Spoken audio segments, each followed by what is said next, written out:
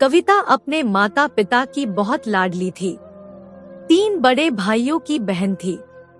कोई भी चीज मांगने पर उसी वक्त सामने हाजिर हो जाती। पूरे घर में रौब था उसका। पूरे परिवार और नौकरों पर राजकुमारी की तरह हुक्म चलाती थी कविता।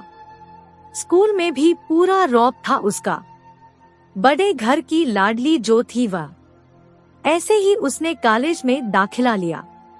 उसके ठाट बाट, बड़ी गाड़ी में आना जाना, हर दिन नया फैशन देखकर हर कोई उससे दोस्ती करना चाहता था। थोड़े ही दिनों में उसके बहुत से दोस्त बन गए। पूरे कॉलेज में उसकी अपनी ही एक पहचान थी।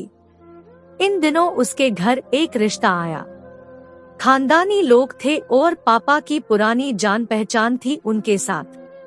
कविता के साथ कोई जबरदस्ती नहीं थी। वर्टिकल बार पर कविता ने फिर भी हाँ कर दी, क्योंकि वह अपने परिवार से बहुत प्यार करती थी। वह जानती थी कि वह लोग उसका अच्छा ही सोचेंगे। लड़के का नाम राज था। राज काफी पढ़ा लिखा और समझदार लड़का था। ससुराल वाले भी बहुत अच्छे थे। ससुराल में कविता की जगह वैसी ही थी जैसी कि मायके में। कोई भी कार्य कविता की सलाह के बिना नहीं होता था। सबकी लाडली बहू बन गई थी वह। फिर उसके घर एक बेटे का जन्म हुआ। राहुल कविता को जान से प्यारा था। पोता पाकर ससुराल वाले तो फूले नहीं समाते थे। कविता कभी कभी सोचती कि उसकी किस्मत कितनी अच्छी है। उसका हर अपना उसे कितना प्यार करता है। चाहे जीवन में कैसा भी समय आए, मेरे अपने हमेशा मेरे साथ है। मैं कभी अकेली नहीं हो सकती। कितनी खुशकिस्मत हूँ मैं। पर शायद कविता की खुशियों को उसकी अपनी ही नजर लग गई थी। एक दिन वह मायके जाने की जिद कर बैठी। राज को बहुत काम था, लेकिन वह फिर भी उसे ले गया। रास्ते में उनकी गाड़ी अन्य गाड़ी से टकरा गई। कविता, राज और राहुल बहुत बुरी तरह से जख्मी हो गए।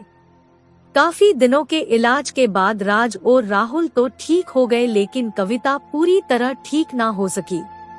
सर पर चोट लगने के कारण वह अपनी आंखों की रोशनी खो बैठी। अब कविता की किस्मत जैसे उल्टे पांव चलने लगी। मायके वाले कुछ दिनों तक उसे मिलने आते रहे, फिर कभी कभार फोन ही करके पूछ लेते कि अब कैसी हो। धीरे धीरे ये सिलसिला भी कम हो गया। ससुराल वालों की सहानुभूति भी कम होने लगी। घर में किसी को पास बैठने के लिए कहती तो जवाब मिलता, बहुत काम है, अब तुम भी हाथ नहीं बंटा सकती। राज भी चिड़चिड़ा हो गया था। बस राहुल ही था उसके साथ, जिसके साथ हंसते खेलते उसका वक्त गुजरता। एक दिन कविता के हाथ से कुछ सामान गिर गया, जिसकी वजह से राहुल को हल्की सी चोट लग गई। कविता के सास ससुर ने राहुल को उससे अलग कर दिया कि कहीं उसके ना देखने की वजह से बच्चे का कोई नुकसान ना हो जाए। कविता अंदर से टूट चुकी थी। एक दिन उसने सबके सामने मायके जाने की इच्छा रखी तो राज उसे तुरंत मायके छोड़ आया, जैसे कि वह भी यही चाहता था। लेकिन राहुल को उसके साथ नहीं भेजा गया। कविता कभी राहुल से दूर नहीं रही थी, पर अपनी कमी के कारण उसने ज्यादा बहस नहीं की। कविता को लगा कि वह 3-4 दिन वहाँ रहेगी तो थोड़ा हवा पानी बदल जाएगा, क्योंकि वह कितने दिनों से कहीं भी बाहर नहीं गई थी। घर वाले भी इतने दिनों बाद उसे देखकर कितने खुश होंगे। कविता के घर पहुँचने पर सब लोग बहुत खुश हुए। खाने में सब कुछ कविता की पसंद का ही बना था। उसने अपने मम्मी पापा और भाई भाभीओं से दिल खोलकर बातें की। उनके छोटे छोटे बच्चे भी बुआ के साथ घुल मिल गए थे। रात को सोने के वक्त जब वह कपड़े बदलने लगी तो उसे पता चला कि उसका बैग तो बहुत भरा हुआ था। वह सब समझ गई। वह बहुत उदास हो गई। कुछ दिनों तक तो सब ठीक रहा, फिर जैसे सब बदलने लगा। सबका व्यवहार बदल रहा था। वह लोग जैसे थक चुके थे उससे। सब लोग घुमा फिरा कर पूछने लगे कि राज कब आ रहा है, उसे ले जाने। वह बहाना बना देती। जबकि वह जानती थी कि उस घर में अब उसके लिए कोई जगह नहीं। कविता से चलते वक्त कुछ ना कुछ नुकसान हो जाता। थोड़ी बहुत टोका-टाकी उसे सुनाई देती, वह टाल देती। एक दिन उसके हाथ से लगकर एक कीमती फूलदान टूट गया। छोटी भाभी ने बहुत हंगामा मचाया। कविता के माता पिता रोज रोज के झमेलों से तंग आ गए थे।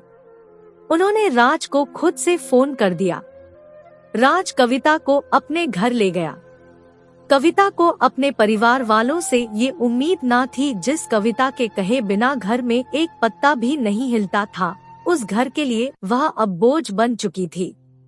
राज के साथ ससुराल आते वक्त वह बहुत खुश थी, क्योंकि वह अपने घर जा रही थी, अपने जिगर के टुकड़े राहुल के पास। परंतु यह खुशी भी कुछ पल की ही थी। सारा बंदोबस्त पहले ही किया हुआ था। कविता को सीधे ऊपर वाले कमरे में पहुंचा दिया गया।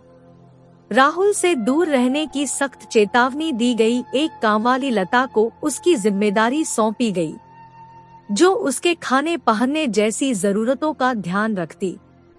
कविता ज्यादातर चुप ही रहती। कभी कभी कामवाली लता से थोड़ा बतिया लेती। उसके जरिए राहुल का पता चल जाता। सबकी लाडली बेटी और बहू सबके लिए लाडली से बोझ बन चुकी थी।